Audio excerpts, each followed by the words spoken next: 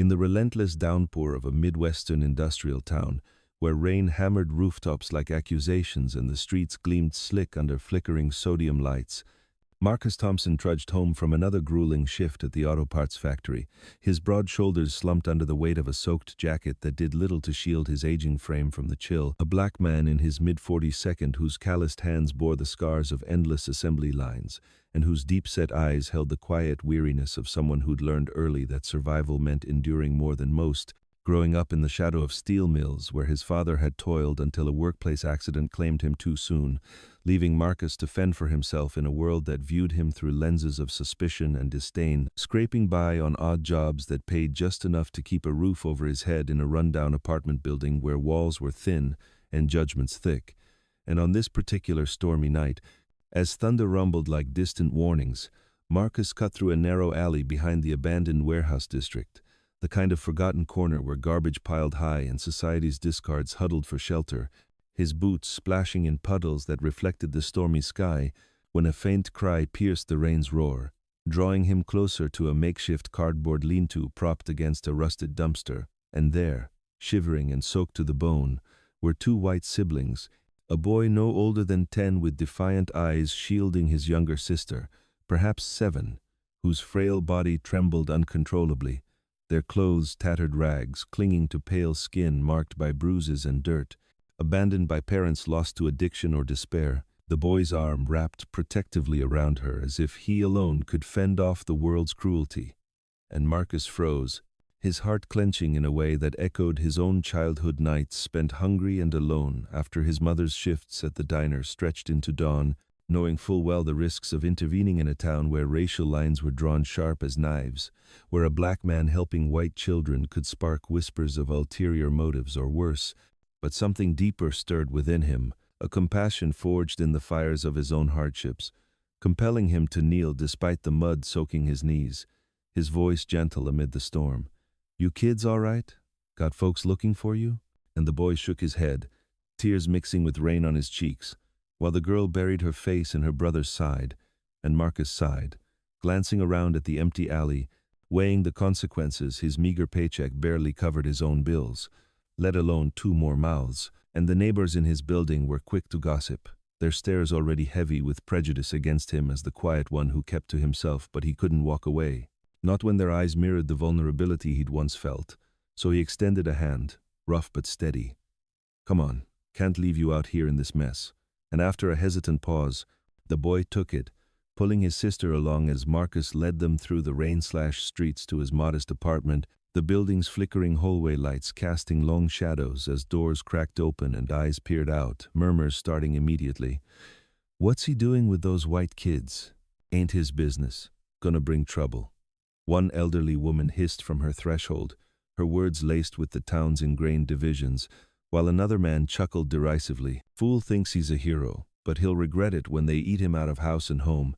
And Marcus ignored them, ushering the children inside his cramped space where a single bulb illuminated peeling paint and a threadbare couch that doubled as his bed, the air thick with the scent of instant noodles from his last meal. And he quickly rummaged through his sparse cupboards, warming canned soup on a hot plate, and offering dry clothes from his own drawer, oversized shirts that swallowed the kids but provided warmth, as they devoured the food with the desperation of the starved. The boy, named Tyler, finally speaking in halting words about running from a foster home that felt more like a prison, his sister Lily clinging silently to a stuffed bear she'd salvaged from the streets, and Marcus listened without judgment, his own past of bouncing between relatives after his parents' loss, making him empathetic rather than interrogative, deciding in that moment to let them stay the night, though deep down he knew it would stretch longer. And as the storm raged outside, he fashioned beds from blankets on the floor, lying awake on the couch with thoughts swirling like the wind. How would he afford school supplies, doctor's visits, the extra groceries when his boss already docked pay for minor infractions? A white supervisor named Randall who relished in belittling him during shifts, calling him slowpoke in front of the crew, and assigning the dirtiest tasks as if to remind him of his place, and the community prejudice only amplified the burden, with knocks on his door the next morning from nosy neighbors demanding explanations. "You know folks are talking, Marcus, saying you're up to no good with those kids," one woman warned with folded arms. her tone dripping with suspicion rooted in the town's history of segregation and mistrust. While at the corner store, the cashier eyed him warily as he bought milk and bread on credit, whispering to a customer about that black guy playing family man. But Marcus pushed through, enrolling Tyler and Lily in the local school, with fabricated stories of distant relatives to avoid social services scrutiny, facing judgmental glances from teachers who questioned his guardianship. "Are you sure you're equipped for this?" one asked pointedly, implying his race and poverty made him unfit. Yet Marcus persisted, waking before dawn to prepare meager breakfasts of oatmeal and fruit, walking them to school despite his aching joints from factory work, teaching Tyler how to tie a knot securely and Lily how to count change accurately, small lessons drawn from his own scrappy youth that built trust brick by brick, emotional bonds forming in quiet evenings where they'd share stories around a flickering television. Tyler opening up about nightmares of abandonment and Lily drawing pictures of a new dad with strong arms, moments that melted Marcus's guarded heart, making the sacrifices feel worthwhile even as bills piled up and his body protested with fatigue, the community's whispers evolving into outright slurs spray-painted on his door, misfit family out testing his resolve but strengthening the makeshift unit, Marcus shielding the children from the hate with stories of perseverance from his ancestors who endured worse, vowing silently in the dim light of his apartment to protect them no matter the cost, his compassion casting long shadows that would one day illuminate paths unforeseen, the rain finally easing outside as if the storm had spent its fury, leaving behind a fragile hope in the alley's aftermath. In the grinding rhythm of the auto parts factory, where conveyor belts groaned like weary giants and the air thickened with the acrid bite of oil and metal shavings, Marcus Thompson clocked in each dawn with the stoic resolve of a man who'd long ago learned that complaints were luxuries he couldn't afford,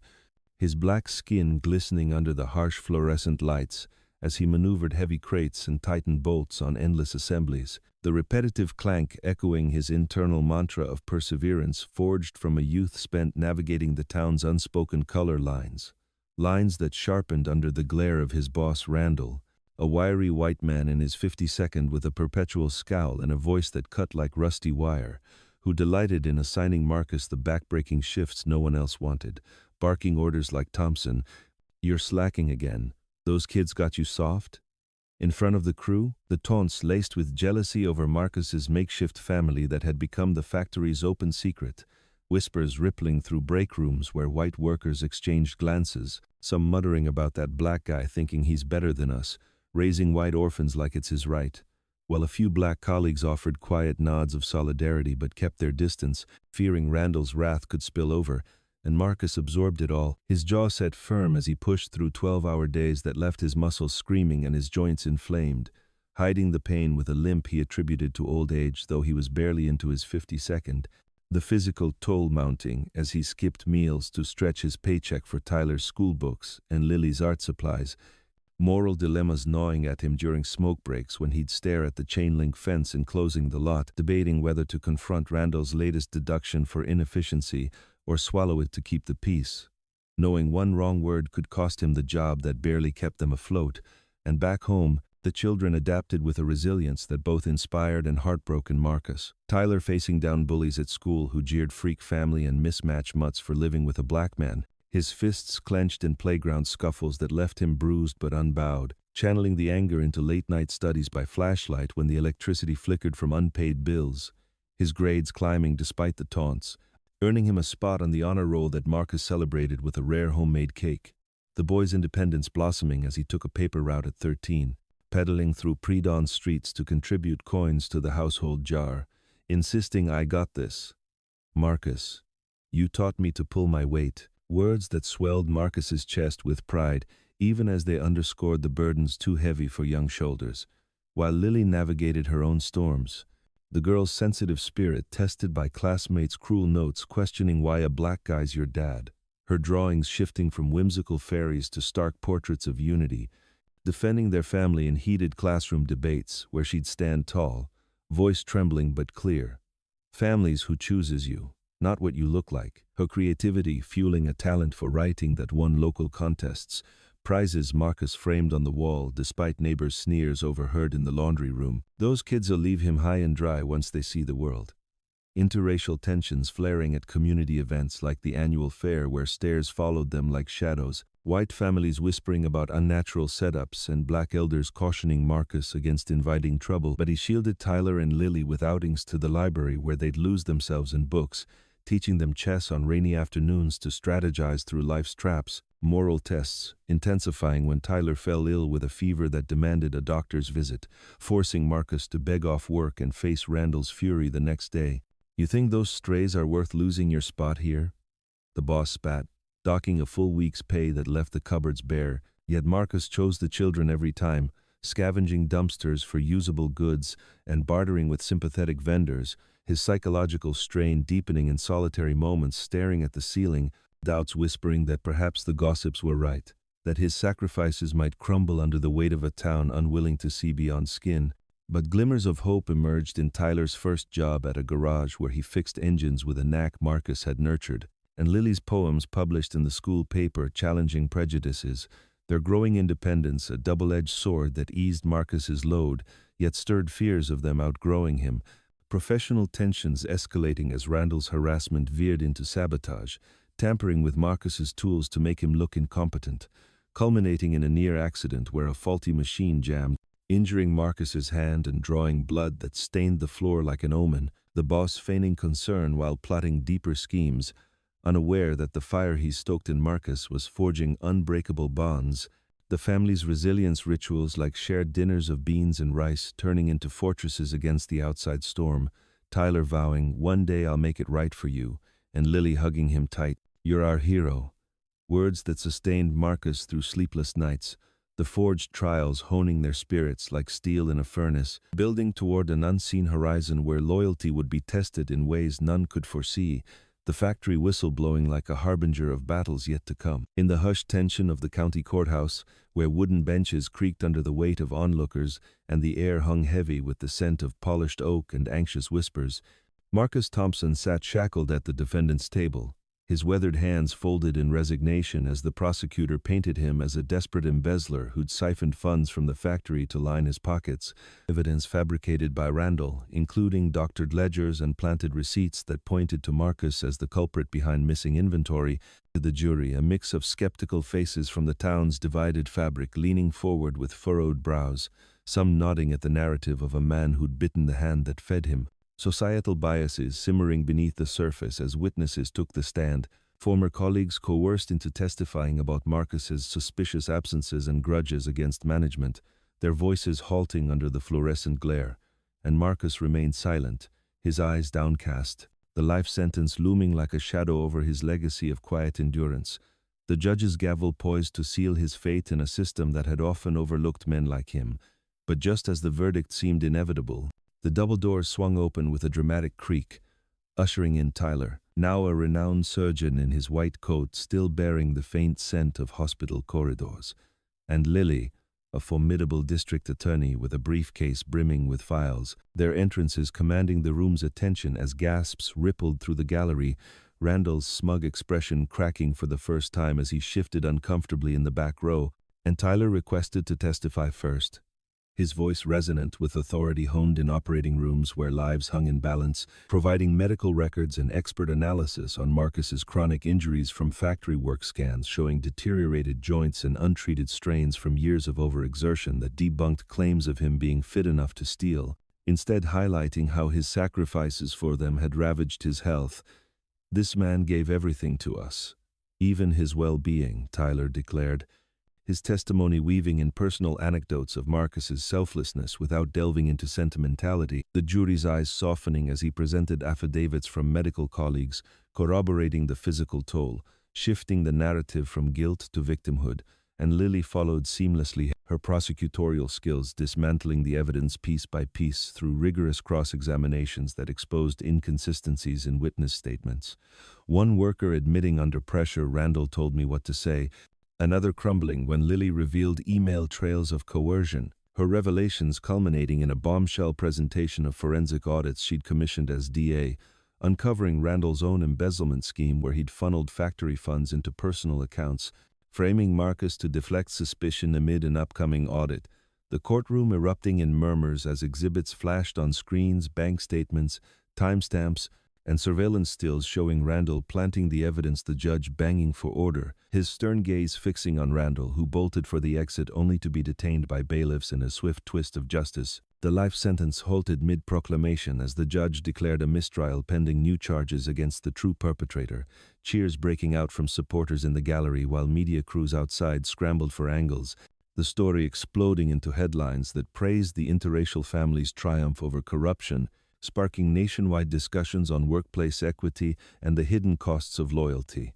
with labor unions citing the case in campaigns for better protections,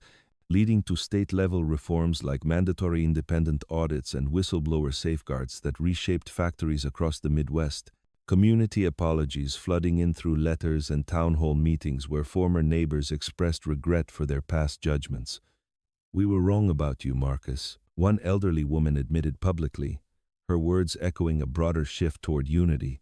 And in the aftermath, Randall faced his own trial, resulting in conviction and restitution orders that funded community programs, while Marcus, freed and vindicated, embraced a mentorship role at local youth centers, guiding at-risk teens with lessons from his journey, Tyler establishing a clinic offering free care to factory workers inspired by Marcus's untreated ailments, and Lily spearheading anti-discrimination initiatives in her office, their family bonds deepening through joint advocacy events like fundraisers for foster care reforms, drawing diverse crowds under banners of hope, Marcus reflecting in quiet evenings on his porch overlooking the now familiar town skyline, his limp a badge of honor rather than burden, watching Tyler and Lily thrive as symbols of possibility, their successes a testament to the bridges built across divides, societal ripples extending to documentaries and books chronicling the saga, inspiring curricula in schools about empathy and justice, with Marcus guest speaking at universities on resilience,